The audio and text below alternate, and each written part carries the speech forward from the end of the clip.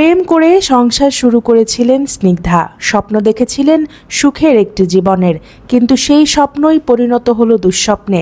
যার সঙ্গে জীবনের সব আশা ভরসা জড়িয়েছিলেন সেই মানুষটি কেড়ে নিয়েছে তার প্রাণ। ময়মনসিংহ নগরীর বাউন্ডারি রোড এলাকায় স্বামীর নির্মম নির্যাতনে প্রাণ হারালেন স্নিগ্ধা নামের এক তরুণী। ভালোবেসে ঘর বাঁধা ওই গৃহবধূকে মাত্র 1 বছরের মাথায় হত্যা করে ঝুলিয়ে রাখা হয় বলে অভিযোগ করেন নিহত স্নিগ্ধার পরিবার। বৃহস্পতিবার 3 জুলাই ময়মনসিংহ জেলা প্রশাসকের কার্যালয়ের সামনে স্নিগ্ধা হত্যার ফাঁসির দাবিতে মানববন্ধন অনুষ্ঠিত হয়েছে। ওই গৃহবধূর হত্যাকাণ্ডের ঘটনাটি ঘটেছে গত 29 জুন রবিবার রাত 8:10 নিহত স্নিগ্ধার পিতা রঞ্জু সরকার, তার স্বামীর নাম ছিল ফারহান ওয়াসিফ স্বাধীন। স্নিগ্ধার মামা মারুফ হোসেন বলেন, আমার ভাগ্নিকে আগে বেধড়ক মারধর করে, তারপর হত্যা করে ঝুলিয়ে রাখে। এটা কোনো আত্মহত্যা নয়, এটি পরিকল্পিত হত্যাকাণ্ড। ছেলেটা মাদকাসক্ত ছিল এবং প্রায় যৌতুকের টাকার জন্য চাপ দিত। তিনি আরো বলেন, ভালোবাসা আর স্বপ্ন দেখে বিয়েটা করেছিল স্নিগ্ধা, কিন্তু তার স্বপ্নের পুরুষই তার জীবন শেষ করে দিয়েছে। আমি এই ঘটনার দৃষ্টান্তমূলক বিচার চাই,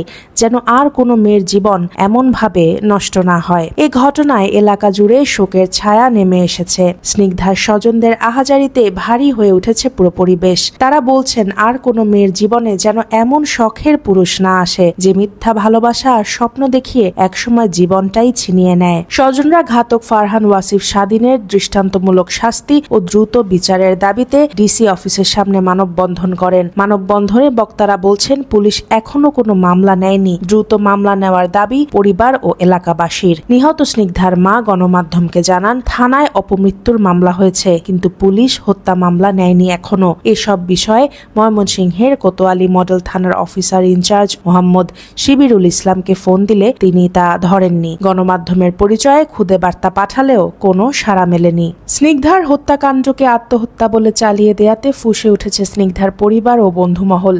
সম্প্রতি সামাজিক যোগাযোগ মাধ্যমে স্নিগ্ধা এবং তার স্বামীর একটি অডিও ক্লিপ প্রকাশিত হলে তা আরও আলোড়ন সৃষ্টি করে। অডিও ক্লিপটিতে শোনা যায়, স্নিগ্ধা তার স্বামীকে বারবার অনুরোধ করছেন আরও কিছুদিন সময় দিতে। মেয়েটির বাবা মায়ের আর্থিক অবস্থা ভালো না, সমিতিতে টাকা দিতে হয়, কিন্তু কঠিন হৃদয়ের স্বামীর মন কিছুতেই গলছিল না। সে বারবার উঁচু গলায় টাকার জন্য চাপ দিতে থাকে স্নিগ্ধাকে। স্নিগ্ধার মা বাবা কি পরিস্থিতিতে আছে সেটা দেখার বিষয় তার না, এমনটাই বলছিলেন বারবার অভিযুক্ত ওয়াসিফ। স্নিগ্ধা যখন প্রশ্ন করে নগদ টাকা কেন দরকার, এ কথার জবাবে অকথ্য ভাষায় বাকবিতণ্ডা শুরু করে অভিযুক্ত ওয়াসিফ। এমন ভালোবাসাই কি চেয়েছিল মেয়েটি? এই করুণ পরিণতি কি ছিল তার স্বপ্ন? সামাজিক যোগাযোগ মাধ্যমে 22 জুন স্নিগ্ধা বেশ কিছু কথা স্ট্যাটাসে লিখে যান। সেখান থেকে আরো স্পষ্ট হয় মেয়েটি কত কষ্টে ছিল। নারী নষ্ট হয় তিলে তিলে। নারী মাকে দেখে মা হওয়া শিখে, শাশুড়িকে দেখে শাশুড়ি হওয়া শিখে। কথাগুলো সবার জন্য নয়, এটা সমাজের বিশাল এক অংশ নারীদের জন্য। একটা মেয়ে অনেক স্বপ্ন নিয়ে শ্বশুর বাড়িতে পা রাখে। মেয়েটা নিজের বাবা মা ভাই বোন নিজের সকল সত্তা ত্যাগ করে আসে তার স্বামীর ঘরে। শুরু থেকেই কোনো মেয়ে শ্বশুর বাড়িতে এসে বেয়াদবি করে না। স্বামী সহ শ্বশুর বাড়ির সবার কাছে তার এতটুকুই চাওয়া থাকে, সবাই যেন তাকে একটু আদুরে গলায় কথা বলে, তার ছোট ছোট চেষ্টাকে অ্যাপ্রিসিয়েট করে।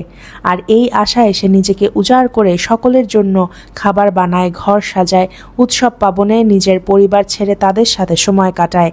একটা সময় তাদেরকে বংশধর দিতে নিজের জীবন বাজি রাখে। নিজের নিজস্ব পরিবার পরিবেশ ছেড়ে মেয়েটা একটা নতুন পরিবেশ, নতুন পরিবারে আসে, খাপ খাইয়ে নিতে চেষ্টা করে। কিন্তু ছেলের পরিবার মেয়েটার এই চেষ্টাকে মূল্য দিতে জানে না।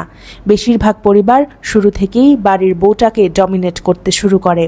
কাজের কথায় চলাফেরায় উঠতে বসতে ভুল ধরতে শুরু করে। কিছু হলেই মেয়েটার বাড়ির লোক তুলে কথা শোনায়, অসম্মান করে।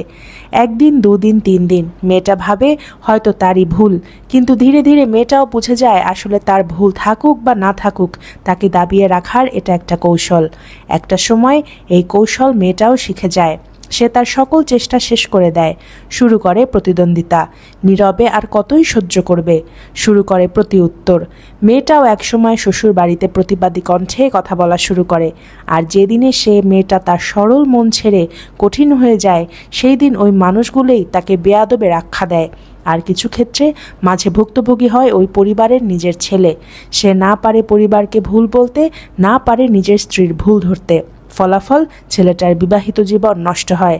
যাদের কঠোর আচরণে মেয়েটা এমন হয়ে উঠল, তারাই তখন বলে মেয়েটা আমাদের সাথে থাকতে চায় না, আমাদের সাথে খারাপ আচরণ করে। অথচ চিত্রটা অন্যরকম হতে পারত। মেয়েটাকে একটু আদুরেভাবে সবাই মিলে বুঝিয়ে রাখলে সংসারের পরিবেশটা কতই না সুন্দর হতো। একটা মেয়ে তার সব ছেড়ে আপনাদের কাছে এসেছে, তার জন্য সবাই মিলে একটু স্যাক্রিফাইস করে তাকে মানিয়ে নিতে সাহায্য করলে সেও আপনাদের মনের মতো হয়ে উঠবে। কোনো মেয়ে খারাপ বউ হওয়ার উদ্দেশ্যে শ্বশুর বাড়িতে আসে না, পরিস্থিতি তাদেরকে বদলে দেয়। এমন স্ট্যাটাসে অনেকেই লিখছেন যে মেয়েটির এই স্ট্যাটাস, এই কথাগুলো দেখলেই বোঝা যায় মেয়েটি কত কষ্টে ছিল।